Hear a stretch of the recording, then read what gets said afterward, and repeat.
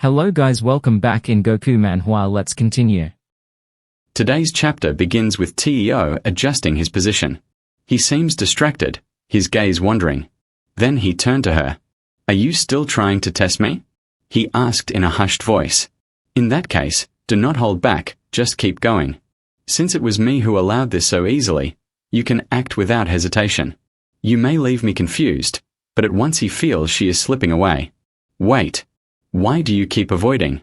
If you remain like this," she leaned closer, her face brushing his shoulder, her mind quiet. He pulled her nearer with certainty, stopping her retreat. "If this is a burden to you, we should end it," she answered firmly despite her trembling tone. "To give up, never." Her lips curved into a faint smile. "I will not stop. No matter what happens, how could I wish to stop?" she whispered while sensing him draw in for another kiss. "Then please, keep me close and let me stay with you every single day. Allow me to bring all I need and let me remain working here by your side," almost daring him. "Every day together," she repeated, startled. "And bringing everything." She widened her eyes at the boldness and he pulled her tighter, sealing the thought with another kiss.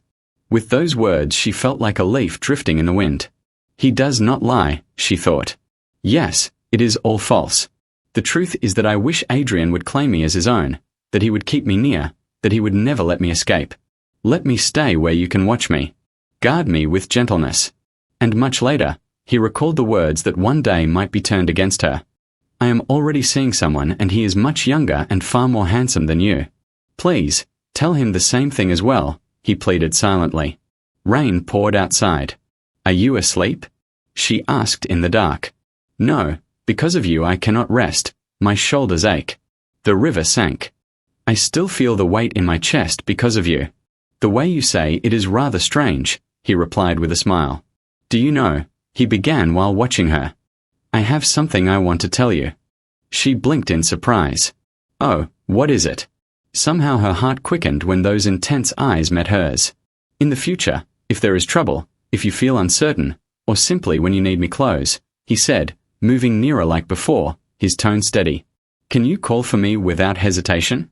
He asked, "So that you are never hurt again, so that I can stand by you. Say you will reach out to me. Promise it." "Yes." He nodded. She sighed, easing into calm. "I thought you would confess something far heavier." "Only that," she mused, letting a small smile escape. "He carries a side so quietly gentle." "Very well, I will do it. Even if you do not care," she teased. "In return, you must also promise." "Promise." "What?" "That you will not harm yourself again." And she brushed his face tenderly. "That you will never repeat it. Whatever comes," she added, caressing him. "What is wrong? Why will you not answer?" She pressed as he drew her into his arms. "I will scold you, promise already." "You truly?" He smiled faintly. "Forgive me, Leanne. I cannot let go of this when you reveal your weakness before me. I would rather be the one wounded. It is the only sure way to keep you near. If I suffer, your gaze will always return to me."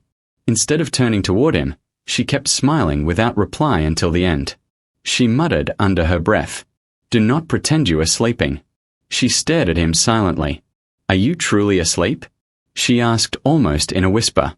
Whenever I pose a question, he cleverly avoids answering. Whenever I ask for a vow, he only smiles. Even if he is so stubborn, when he sleeps he seems harmless.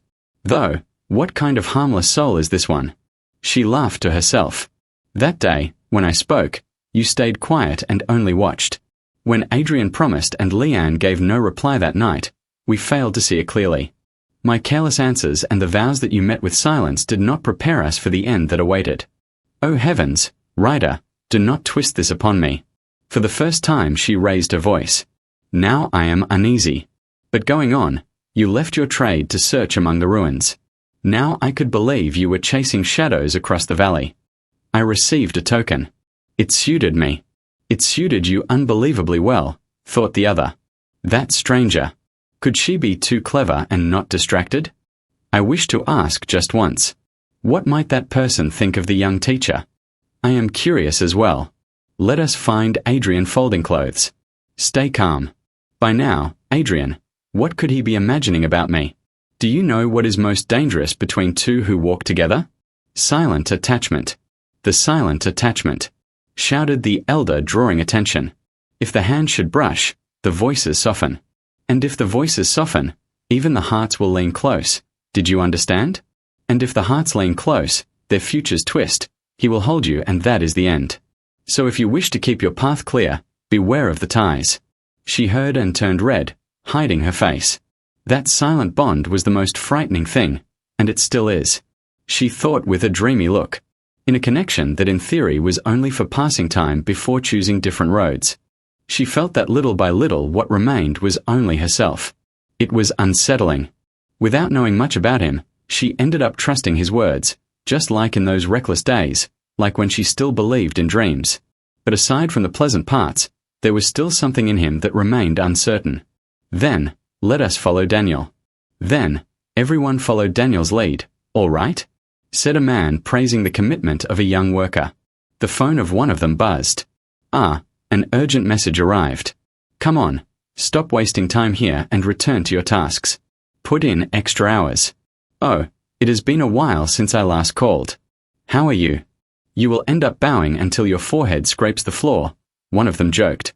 Who could it be that makes him so obedient? Who knows? He laughed. Probably the head of the biggest contract, as usual. Is that not the main source of stability? Asked someone on the line. Yes, of course. Thanks to that, both the firm and I are managing well. HM. And this time, what is the matter? Asked the man in concern. Adrian, you are far too mysterious, and yet I cannot dislike it.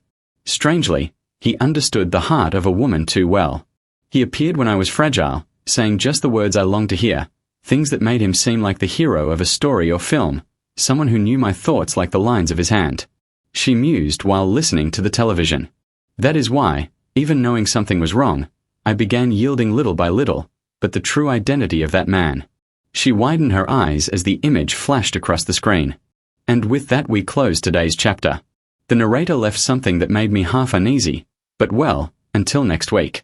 So make sure to leave a like so the story continues, and see you in the next chapter.